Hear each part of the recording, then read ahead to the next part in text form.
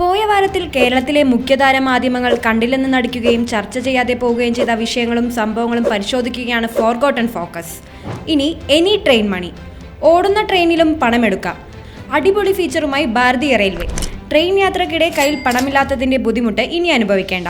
ഈ ബുദ്ധിമുട്ട് ഇനി ഉണ്ടാവില്ലെന്ന് ഉറപ്പു നൽകുകയാണ് ഭാരതീയ റെയിൽവേയുടെ ഓടുന്ന ട്രെയിനിലെ ATM കൗണ്ടർ.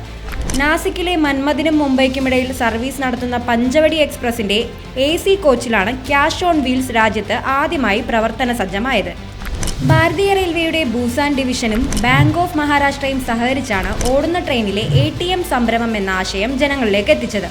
കേന്ദ്ര സർക്കാരിന് കീഴിൽ ഗതിവേഗത്തിൽ കുതിച്ചു പായുന്ന ഭാരതീയ റെയിൽവേയുടെ വികസന വേഗം ജനങ്ങളുടെ സുഗമമായ യാത്രകൾക്ക് വേണ്ടി നൂതനമായ ആശയങ്ങളെ പ്രാവർത്തികമാക്കുകയാണ്. പണം പിൻവലിക്കുന്നതിന് പുറമെ യാത്രക്കാർക്ക് ചെക്ക് ബുക്കുകൾ ഓർഡർ ചെയ്യാനും അക്കൗണ്ട് സ്റ്റേറ്റ്മെന്റുകൾ എടുക്കാനും ഈ ATM ഉപയോഗപ്പെടുത്താം. മോദി സർക്കാരിന് കീഴിൽ വമ്പൻ മാറ്റങ്ങളിലൂടെ ടിക്കറ്റ് ഇതര വരുമാനത്തിന്റെ ട്രാക്കിലും മിന്നൽ കുതിപ്പ് തുടരുകയാണ് ഭാരതീയ റെയിൽവേ. അസാധ്യ പ്രഹരശേഷി, അസാമാന്യ കൃത്യത, സൂര്യൻ ജ്വലിച്ചാൽ എതിരാളികൾ ഭസ്മം. ഭാവിയിലെ പ്രതിരോധ സംവിധാനങ്ങൾ എന്നറിയപ്പെടുന്ന ഡയറക്ടർ എനർജി ആയുധ വികസനത്തിൽ വൻ മുന്നേറ്റം നടത്തിയിരിക്കുകയാണ് രാജ്യത്തിന്റെ അഭിമാനമായ DRDO.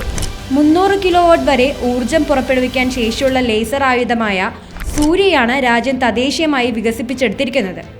കിലോമീറ്റർ അകലെയുള്ള ശത്രുക്കളുടെ ആയുധങ്ങളെ സെക്കൻഡുകൾക്കകം തകർക്കാൻ കെൽപ്പുള്ളതാണ് ലേസർ അധിഷ്ഠിത സംവിധാനത്തിൽ വികസിപ്പിച്ചിരിക്കുന്ന ഭാരതത്തിന്റെ സൂപ്പർ പവർ ലേസർ സൂര്യ. പ്രധാനമായും ബാലിസ്റ്റിക് മിസൈൽ പ്രതിരോധ സംവിധാനമായാണ് സൂര്യയെ വികസിപ്പിച്ചെടുത്തിരിക്കുന്നത്.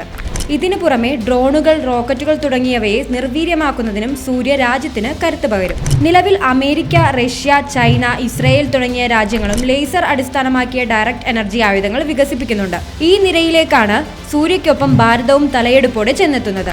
മോദിജി നയിക്കുന്ന ഭാരതത്തിന്റെ സൂര്യപ്രഹര ശേഷിയുടെ കാര്യത്തിലും ഈ രാജ്യങ്ങളുടെ സംവിധാനങ്ങളോട് കുടപിടിക്കുന്നതാണ്.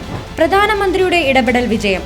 രാജ്യത്തിനുള്ള ഹജ്ജ് കോട്ട വർദ്ധിപ്പിച്ച് സൗദി പരിശുദ്ധ ഹജ്ജ് നിർവഹിക്കാൻ ഭാരതത്തിൽ നിന്നും 10,000 പേർക്ക് കൂടി പുതുതായി അവസരം സൃഷ്ടിച്ച കേന്ദ്ര സർക്കാർ.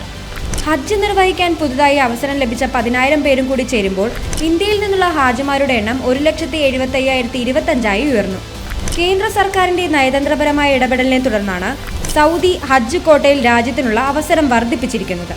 അറബ് രാജ്യങ്ങളുമായുള്ള പ്രധാനമന്ത്രി നരേന്ദ്രമോദിയുടെ മികച്ച ബന്ധവും സഹകരണവും പരിശുദ്ധ ഹജ്ജ് കോട്ട വർദ്ധിപ്പിക്കുന്നതിൽ നിർണായകമായ സ്വാധീനമാണ് ചെലുത്തിയത്.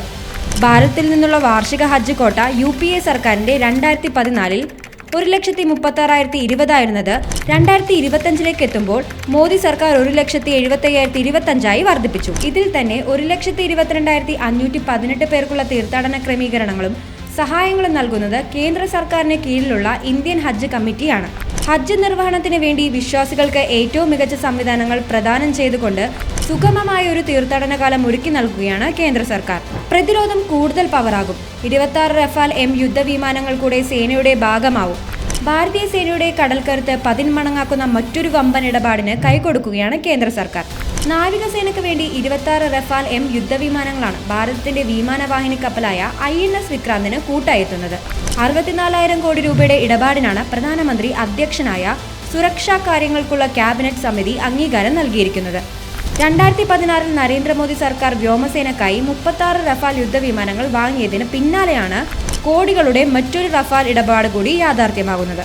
ഇത് സമുദ്രമേഖലയിൽ പ്രതിരോധം കൂടുതൽ ശക്തമാക്കുന്നതിന് നാവികസേനയ്ക്ക് കരുത്തു പകരും. രാജ്യസുരക്ഷയിൽ ഒട്ടും വിട്ടുവീഴ്ചയില്ലാത്ത കേന്ദ്ര സർക്കാർ 2024-25 കാലയളവിൽ മാത്രം 2 ലക്ഷം കോടി രൂപയിലധികമാണ് പ്രതിരോധ മേഖലയിൽ നിക്ഷേപിച്ചിട്ടുള്ളത്. 2014 സർക്കാർ അധികാരമേറ്റതിനു ശേഷം ഏകദേശം 9,86,225.48 കോടി രൂപ വിലമതിക്കുന്ന 1096 കരാറുകളിലാണ് മന്ത്രാലയം ഒപ്പുവെച്ചത്.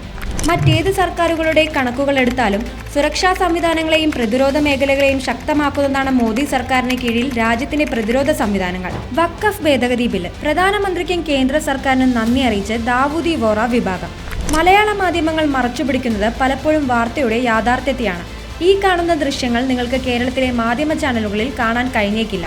വഖഫ് ഭേദഗതി നിയമം പാസാക്കിയതിന് ദാവൂദി വോറ സമൂഹം പ്രധാനമന്ത്രിക്ക് നന്ദി പറയാൻ എത്തിയതാണ്. പുതിയ നിയമനിർമ്മാണത്തിലൂടെ തങ്ങളുടെ സമുദായത്തിന്റെ നിരവധി ആവശ്യങ്ങൾ നിറവേറ്റാൻ സാധിക്കുമെന്നും നിയമം പാസാക്കിയ കേന്ദ്ര സർക്കാരിനെ അഭിനന്ദിക്കുകയും ചെയ്തുകൊണ്ടാണ് വഖഫ് ഭേദഗതി നിയമത്തെ അവർ സ്വാഗതം ചെയ്തത്. വഖഫ് ബിൽ ന്യൂനപക്ഷങ്ങൾക്കെതിരെയാണെന്ന കുപ്രചാരണം നടത്തി ബംഗാളിലും കേരളത്തിലും ഉൾപ്പെടെ വർഗീയ സംഘർഷങ്ങൾക്ക് പ്രോത്സാഹനം നൽകുന്നതിൽ മാധ്യമങ്ങളും പ്രതിപക്ഷ പാർട്ടികളും വലിയ പങ്കാണ് വഹിക്കുന്നത്. പക്ഷേ സബ്കാ സാത്ത് സബ്കാ വികാസ് സബ്കാ വിശ്വാസ് എന്ന കാഴ്ചപ്പാടിലൂടെ ദാവൂദി ബോറ സമൂഹത്തെ പോലെയുള്ള ന്യൂനപക്ഷങ്ങൾക്കിടയിലെ ന്യൂനപക്ഷങ്ങളെപ്പോലും ചേർത്ത് പിടിക്കുകയാണ് നരേന്ദ്രമോദി സർക്കാർ.